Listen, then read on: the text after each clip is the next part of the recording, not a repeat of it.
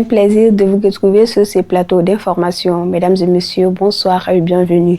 Le dernier convoi des pèlerins du groupe Chérif La Voyage est arrivé au Mali dans la nuit du dimanche à lundi. Ils ont été accueillis par leur famille à la maison du Hadja. Les reportages de Abdul Karim Sako et Ibrahim Koulibaly. C'est dans la joie que les pèlerins du groupe Chérif La Voyage dernier convoi ont été accueillis par leurs proches.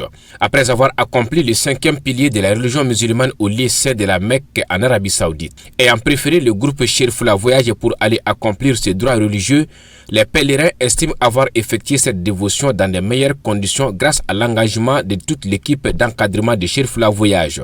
Grâce à Dieu, tout était parfait dans l'ensemble. Les guides ont fait leur mieux dans l'ensemble.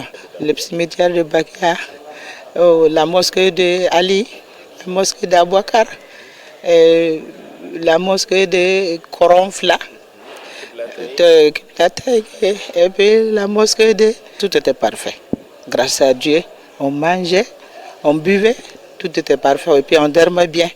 Je dirais que vraiment j'ai été très satisfait par rapport au pèlerinage qui a été vraiment un succès, une réussite, vraiment et ça a été droit au cœur. Vraiment, je remercie tous les participants, surtout les organisateurs qui ont été vraiment motivants et être très courageux et bénéfiques pour nous, qui nous a vraiment encouragés et montré tous les lieux saints et nous a vraiment accompli correctement nos devoirs. Vraiment, on remercie beaucoup tout le monde vraiment et je vous remercie aussi. Selon les responsables du groupe Chérif La Voyage, toutes les étapes du Hajj se sont bien déroulées sans incident majeur grâce à la compréhension mutuelle entre l'encadrement et les candidats au Hajj. L'occasion pour eux aussi de remercier les clients pour la confiance placée en Chérif La Voyage. Et nous prions vraiment Allah que Dieu accepte notre Hajj, qu'il nous pardonne et qu'il nous donne son paradis, Inch'Allah. Et alhamdulillah, nous demandons toujours la confiance que la population malienne et le gouvernement nous a donné cette année, que ça soit une continuité éternelle. On a visité tous les coins. En tout cas aujourd'hui, donc, nous sommes partis faire le pèlerinage comme il faut. Et puis Dieu merci, on n'a pas eu un cas grave. Il n'y a pas aucun parmi les pèlerins de Chérif là qu'on a eu un cas grave. Non. De regarder quelqu'un qui le bras est cassé ou bien le pied est cassé ou bien il est devenu façon, non, c'est pas ça. On a fait en tout cas Médine ce lancement et puis le 8e jour on a quitté de Médine pour aller à la Mecque. Okay. Rappelons que c'était là le tout dernier convoi des pèlerins du groupe Chérif La Voyage pour le Hajj 2026. Dans une ambiance empreinte de solennité, le ministère de la Jeunesse et des Sports, chargé de l'instruction civique et de la construction citoyenne, a organisé une cérémonie officielle pour décerner la médaille de mérite sportif à 25 personnalités emblématiques du mouvement sportif de l'année 2026. Placée sous le signe de la reconnaissance, cette célébration a mis en lumière des parcours exceptionnels. Le reportage de Alassane Aïdara. Placée sous les signes de la reconnaissance et de la valorisation de l'excellence, cette cérémonie a mis en l'honneur des hommes et des femmes dont les parcours exemplaires ont contribué à promouvoir les valeurs du sport et à renforcer le rayonnement du Mali sur les scènes nationales et internationales. Parmi les récipiendaires figurait notamment le général de corps d'armée Ismaël Ouagé, ministre d'État, ministre de la Réconciliation, de la Paix et de la Cohésion nationale, présent à la cérémonie. Il a reçu sa distinction en application soit aux 25 récipiendaires. Son Excellence, Monsieur le ministre Abdou Kassim Fomba, d'avoir porté son choix sur nous pour cette campagne d'une part. D'autre part, nous rassurons que nous demeurons des soldats à la décision de notre pays dans cas de besoin. Monsieur le ministre, nous souhaiterions que vous soyez notre porte-voix auprès de son Excellence, Monsieur le général d'armée, Assimi Goïta, président de la transition chef de l'État, pour toute la gratitude que nous manifestons à son endroit, pour avoir bien voulu vous accompagner, pour accompagner cette décision que vous avez prise de nous primer. Cette récompense qui nous honore vaut mieux que tout l'or du monde. Monsieur le ministre, la complexité et les difficultés de votre mission tirent leur origine des matières que vous avez à gérer. J'ai nommé la jeunesse et les sports. La jeunesse, l'avenir de notre nation, si elle est bien éduquée, bien encadrée et bien préparée. Un adage nous dit que si on lave bien la main des jeunes, il peut même pétrir la crème des anciens. Distingués invités, c'est un grand devoir, un agréable devoir pour moi de m'adresser à vous à l'occasion de cette cérémonie solennelle de remise des médailles du mérite sportif. Je voudrais souhaiter la bienvenue à chacune et à chacun de vous dans ce palais des sports Salamatou Maïga rénové, symbole du renouveau des infrastructures sportives de notre pays et de la volonté des plus hautes autorités de faire du sport un véritable levier de cohésion sociale, d'éducation et de développement. Nous sommes réunis aujourd'hui pour honorer les femmes et les hommes dont les parcours, les réalisations et l'engagement ont contribué à écrire de belles pages de l'histoire du sport malien. Cette cérémonie traduit la reconnaissance de la nation envers ses filles et ses fils qui, par leur travail, leur passion et leur sens du sacrifice, ont contribué à la promotion du sport, à l'épanouissement de la jeunesse et au rayonnement du Mali sur les scènes nationales et internationales. À travers cette initiative, les autorités maliennes réaffirment leur volonté de reconnaître les efforts de celles et ceux qui œuvrent au quotidien pour le développement du sport, véritable facteur de cohésion sociale, de citoyenneté et de promotion de l'image du pays. Cette cérémonie restera ainsi comme un moment fort de célébration du mérite et de l'engagement au service du sport malien. Actualité autrement, une boutique électronique spécialisée dans la vente de téléphones, d'accessoires et la réparation d'appareils mobiles a été inaugurée ce dimanche 14 juin 2026 à Korofina.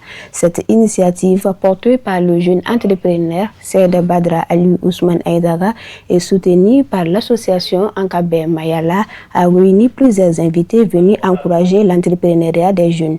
Le compte rendu de Pendakouni. Cette initiative, portée par le jeune entrepreneur Seyd Badra Aliou Ousmane Aïdara, s'inscrit dans une dynamique de développement des activités économiques locales. L'événement a enregistré la présence de plusieurs invités, proches et membres de l'AKBM, venus témoigner leur soutien aux promoteurs. L'un des moments marquants de la cérémonie a été la visite de la boutique par le fils du guide spirituel des Amsar, une présence qui a rehaussé l'éclat de l'événement et suscité l'enthousiasme des participants. Nous sommes très contents aujourd'hui, au nom de l'association Ankabé Mayala, bureau exécutif national de l'intérieur et à l'extérieur du Mali. Et comme vous le savez, Ankabé Mayala, son promoteur, son initiateur, Badra Ali Ousmane Aïdara, il a déjà son agrément de commerce également. Et aujourd'hui, on ne peut pas parler de Badra Aïdara sans AKBM. Donc c'est un grand honneur pour nous ce matin d'avoir dédié cette boutique-là au nom de Ankabé Mayala. Et l'entreprise n'est pas proprement pour l'association Ankabé Mayala, mais l'entreprise c'est groupe AKBM dont le premier responsable c'est le président d'honneur, le président du conseil d'administration Badra Ali Ousmane Aïdara. Donc il a dédié le nom de la boutique, le nom du groupe à l'AKBM. Donc c'est un signe de reconnaissance. Donc nous, membres de l'association Ankabé Mayala, de la responsabilité jusqu'en bas, nous devons lui rendre ce grand hommage aussi et d'avoir dédié le nom de la boutique à AKBM. Pour les participants, cette initiative constitue un exemple encourageant de l'engagement des jeunes dans la création d'activités génératrices de revenus. Elle témoigne également de la volonté d'accompagner le développement économique local à travers des projets portés par la jeunesse. Déjà, AKBM Group, c'est une entreprise. Donc, le premier filiale qui est ici, qui est l'électronique. Donc, c'est aussi pour bénéficier un peu, vu que l'AKBM en question, c'est pour l'aide de toute la population. Donc, nous avons mis en place une entreprise qui nous permettra de générer du côté finance pour ensuite aider les gens et essayer de rassembler la communauté au maximum. Bon, déjà c'est honorable de voir toutes ces personnes-là autour de nous à célébrer et puis à participer à notre cérémonie. On les a appelés, ils nous ont répondu massivement, ça fait vraiment un grand joie. Comme vous l'avez vu tantôt dans la boutique, on fait les téléphones, on fait les accessoires, écrans, les capteurs pour tout genre de téléphones, que ce soit iPhone, Samsung, Huawei, ainsi de suite, Techno. Voilà. Et puis on a les accessoires comme les AirPods, les écouteurs, les chargeurs et autres. Cette inauguration marque ainsi le début d'une nouvelle aventure entrepreneuriale pour Seyd Badra Aliou Ousmane Aïdara. Entre ambition, innovation et proximité avec la clientèle, la boutique électronique entend désormais se faire une place dans le secteur de la téléphonie à Korofina. Fin de la première édition de la période de lecture du Saint-Coran de 19 femmes Ansar de la sous-section de Kolma au Burkina Faso. La dite cérémonie a eu lieu ce vendredi 12 juin 2026 à Bobo-Dioulasso en présence des militants et sympathisants Ansar de la localité. La correspondance de Lassine Sidibé avec la voix de Fatmata Yayakane. Elles sont au total 19 femmes Ansar de la sous-section de Kolma au Burkina Faso. Dans le calamblo des femmes de feu Oustaz Mohamed Ba est récemment arraché à l'affection de tous et initiateur de cette formation à avoir lu entièrement le Coran. Cette cérémonie riche en couleurs a été un moment idéal pour les organisateurs d'afficher leur sentiment de joie quant à l'amélioration des capacités de ces braves femmes à s'approprier les saints Corans. Vraiment, nous sommes très ravis ce soir du fait que cette fin de lecture de Coran, c'est une première, c'est la première édition pour la sous-section de Kolma. Donc vraiment, nous en sommes très ravis et ça s'est très bien déroulé aussi. Vraiment, nous sommes très contents d'être parmi ce soir. Nous demandons à Dieu qu'il fasse que c'est une première édition, que ça ne soit pas la dernière. Voilà, que Dieu nous fasse don de plusieurs autres éditions et qu'on puisse la faire également et dans la réussite, dans le succès total, comme pour cette année. Voilà, au total, les femmes sont au nombre de 19, voilà, qui ont pu finir avec brio et la lecture du Coran. Et nous rendons un hommage à notre guide, voilà, et notre éclaireur, parce que c'est grâce à lui que cette soirée a pu se tenir, et à savoir Mwalimba, voilà, c'est lui qui a su tenir les femmes jusqu'aujourd'hui, et Dieu l'a rappelé dans sa miséricorde, que la terre lui soit légère, et que Dieu lui fasse miséricorde. Voilà. Et Oustaz Kassim Traoré, lui, il a continué le chemin. Maintenant, nous n'oublions pas aussi, nous rendons un vibrant hommage à notre guide spirituel, à Seyd Cherif Ousmane Madan Aïdara. Alors, c'est grâce à lui et que tout cela a été rendu possible. Ces 19 femmes qui ont toutes parachevé la lecture du livre saint de l'islam, engagées à soutenir les idéaux du guide spirituel des Ansar dans la promotion d'un islam de paix, se réjouissent des acquis et invitent l'ensemble des femmes de la communauté musulmane à s'adonner à la religion qui est une recommandation divine. Aujourd'hui, nous avons assisté à la descente de 19 personnes qui ont pu terminer la lecture du Coran à travers Feu Oustaz Mohamed Ba, c'est lui-même qui est décédé. Et c'est lui qui a commencé la lecture avec ces dames depuis plusieurs années. Et par la grâce de Dieu aujourd'hui, lui, il a répondu à l'appel de Dieu. Donc, les cours ont été continués par Oustaz Kassim Traoré, et qui a pu terminer le cours avec ces belles dames qui ont pu descendre aujourd'hui, machallah. Nous avons beaucoup de bénédictions à l'endroit de celles-là même qui ont terminé la lecture du Coran. Parce que comme Oustaz Dramé l'a dit, on ne finit pas avec le Coran. Elles ont fini de lire le Coran entier. Il reste maintenant la compréhension du Coran et la pratique du Coran. Donc les paroles qui ont été révélées dans le Coran, et elles sont appelées à mettre en pratique ces paroles dans la société pour que le Burkina Faso puisse aller de l'avant. La cérémonie a été marquée par la remise d'attestations aux 19 femmes, des cadeaux et le tout sanctionné par des conseils, mots d'encouragement, des séances de prières et de photos. Suivons à présent l'actualité hors de nos frontières commentée par Moussa Fomba.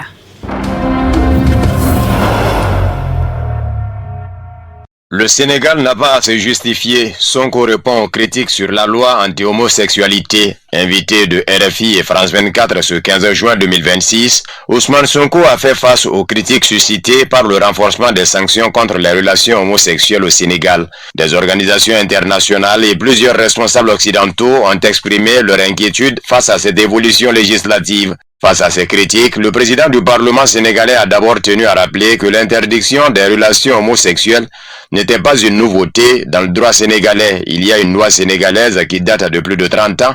Vous semblez vouloir faire croire que c'est une loi nouvelle, a-t-il déclaré, avant de préciser que la loi est là depuis l'époque du président Léopold Sédar Senghor. S'il reconnaît que les peines prévues par la législation ont été renforcées au Sénégal, Ousmane Sonko rejette fermement l'existence d'une chasse aux homosexuels au Sénégal. Selon lui, les arrestations observées ces derniers mois ne sauraient être analysées indépendamment du cadre juridique déjà en vigueur dans le pays. Mais c'est surtout sur le terrain de la souveraineté nationale que l'ancien Premier ministre a voulu porter le débat. Sans citer directement les autorités françaises, il a dénoncé ce qu'il perçoit comme une ingérence dans les choix législatifs du Sénégal. Le Sénégal est un pays souverain, il n'a pas à se justifier des lois qu'il prend, ni devant l'Occident, ni devant personne, a-t-il affirmé. Dans la foulée, Ousmane Sonko a établi une comparaison avec certaines dispositions adoptées en France et critiquées par des instances internationales des droits humains. La France a pris des lois que le Comité de droits de l'homme des Nations Unies a considérées comme étant attentatoires aux droits humains,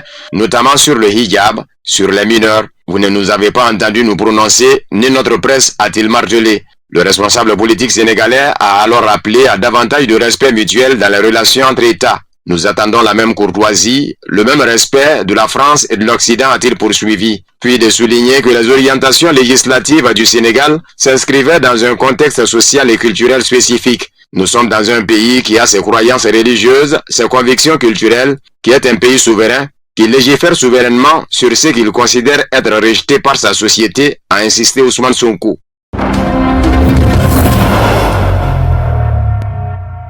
Selon les médias du pays, le président polonais Karol Nawrocki a accordé un délai restreint à Volodymyr Zelensky pour modifier la dénomination d'une unité militaire faisant référence aux nazis ukrainiens. À défaut de changement, le chef du régime de Kiev pourrait se voir retirer l'ordre de l'aigle blanc d'ici quelques jours. Le président polonais Karol Nawrocki a lancé un ultimatum à Volodymyr Zelensky concernant la révocation de l'ordre de l'aigle blanc au motif que le chef du régime de Kiev fait l'éloge des nazis ukrainiens, a rapporté le 13 juin un journal polonais citant des sources selon le quotidien. Le délai accordé à la partie ukrainienne n'est pas illimité. Le journal a noté qu'il s'agissait plutôt de jours que de semaines, aucune des sources ne souhaitant toutefois prendre de décision définitive sur cette question.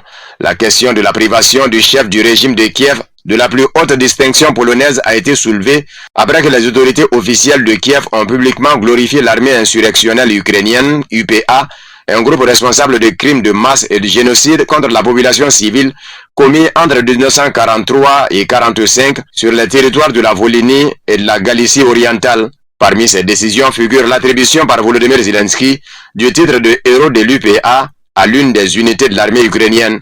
Outre Nawrocki, les agissements de Zelensky ont été également critiqués en Pologne par le ministre de la Défense Władysław Kosiniak-Kamysz et par le premier ministre Donald Tusk. De plus, la glorification des nazis ukrainiens n'a pas plu non plus à Bruxelles, où un groupe d'initiatives composé de plusieurs dizaines de députés européens a proposé de retirer à Zelensky l'ordre européen pour le mérite qui lui avait été décerné le 19 mai. Dans une lettre publiée par la députée polonaise au Parlement européen Anna Brilka, outre la glorification de l'UPA, il est également fait mention des funérailles d'Andrei Melnik, chef de l'organisation des nationalistes ukrainiens, qui a collaboré avec le Troisième Reich pendant la Seconde Guerre mondiale. Des unités de cette organisation ont participé à l'Holocauste et au génocide des Polonais. La lettre soulignait que le chef du régime de Kiev avait assisté aux funérailles et que la cérémonie s'était déroulée dans une atmosphère solennelle avec tous les honneurs.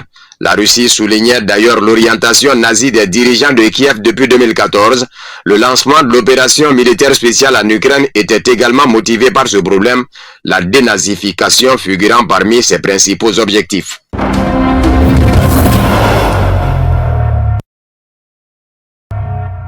L'Europe se préparerait à un probable changement d'équilibre au sein de l'OTAN. Washington envisagerait de réduire fortement les capacités militaires qu'il pourrait engager au profit du continent en cas de crise. Les États-Unis envisagent de réduire nettement leur contribution militaire à l'OTAN en Europe dans le cadre du dispositif NATO Force Model.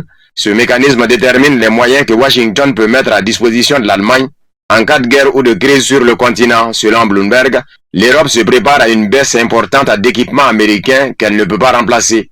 L'agence indique que Washington prévoit de réduire de 30% le nombre de bombardiers stratégiques alors que les pays européens n'en possèdent pas. Les drones de reconnaissance et d'attaque pourraient, eux, être réduits de 75 à 100%, les navires de guerre d'environ 50% et le nombre de chasseurs divisé par 3. Bloomberg précise que ces informations viennent d'un haut responsable militaire occidental. Cette perspective oblige déjà les pays européens à revoir leurs plans. Les États-Unis auraient informé leurs alliés de l'OTAN lors de réunions organisées ces dernières semaines au siège de l'Alliance. Désormais, les Européens discutent de la manière d'adapter leurs plans militaires à des moyens plus limités. Le sujet aurait également été abordé par les ministres de la Défense du groupe E5 qui réunit le Royaume-Uni, l'Allemagne, la France, l'Italie et la Pologne. Le New York Times a avancé des chiffres plus précis concernant l'aviation. Selon le quotidien, les États-Unis prévoiraient de réduire le nombre d'avions de reconnaissance maritime de 26 à 15 et celui des chasseurs F-16 et F-15E de 150 à 100. La même source évoque aussi le retrait de 8 avions ravitailleurs, le transport d'un groupe de bombardiers vers une autre région, ainsi que le redéploiement de navires, d'un sous-marin armé de missiles et d'un porte-avions. Une partie de ces moyens pourrait être redirigée vers l'Asie afin de renforcer la présence militaire dans le Pacifique. Le général Alexius Grynkewich, commandant des forces de l'OTAN en Europe, cité par le Financial Times, a expliqué que ses capacités aériennes et navales pourraient être nécessaires aux États-Unis en cas de problème dans la région du Pacifique. Ces annonces mettent en évidence la dépendance militaire de l'Europe envers Washington. L'Union européenne ne serait pas en mesure de compenser seule une baisse aussi importante du soutien américain. Un sondage du Conseil européen pour les relations internationales montre aussi qu'une majorité de citoyens de l'Union européenne, notamment de Suisse et du Royaume-Uni, ne croient pas que les États-Unis les défendraient en cas de guerre.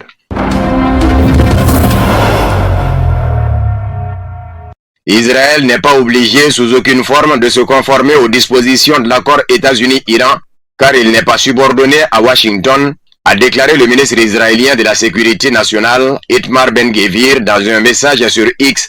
L'accord du président américain Donald Trump ne nous lie pas. Israël est un État indépendant et souverain et n'est pas sous l'autorité de Washington, a écrit Ben-Gvir. Nous sommes profondément reconnaissants au président Trump. Parallèlement, l'État d'Israël n'est pas une république bananière, a-t-il ajouté. Ben-Gvir a souligné qu'Israël n'est pas partenaire de cet accord, qui ne tient pas compte de sa sécurité et ne l'engage en aucune façon. Nous ne pouvons accepter rien de moins que la destruction complète du Hezbollah, mouvement chiite libanais. Nous ne pouvons pas abandonner les territoires que nos forces ont conquis et débarrasser de toute infrastructure terroriste, a-t-il ajouté. Des responsables américains, iraniens et pakistanais, ce dernier ayant joué un rôle de médiateur, ont confirmé qu'un accord avait été trouvé entre Washington et Téhéran. La signature de cet accord à Genève est prévue le 19 juin. Selon le vice-ministre iranien des Affaires étrangères, Qassem Gharibabadi, les parties discuteront du programme nucléaire iranien durant le cessez-le-feu de 60 jours. À compter du 15 juin, le blocus maritime américain de l'Iran sera levé et les opérations militaires sur tous les fronts, y compris au Liban, cesseront immédiatement et définitivement.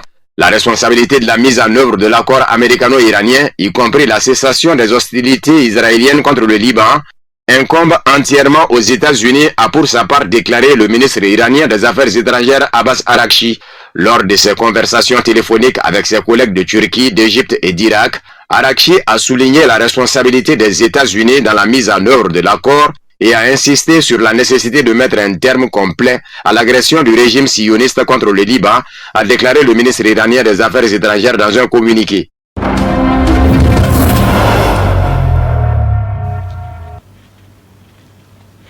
Et c'est ce qui me font à cette édition. Merci à vous de l'avoir suivi. Bonne suite de nos programmes sur Cherif la télévision. Bonne soirée.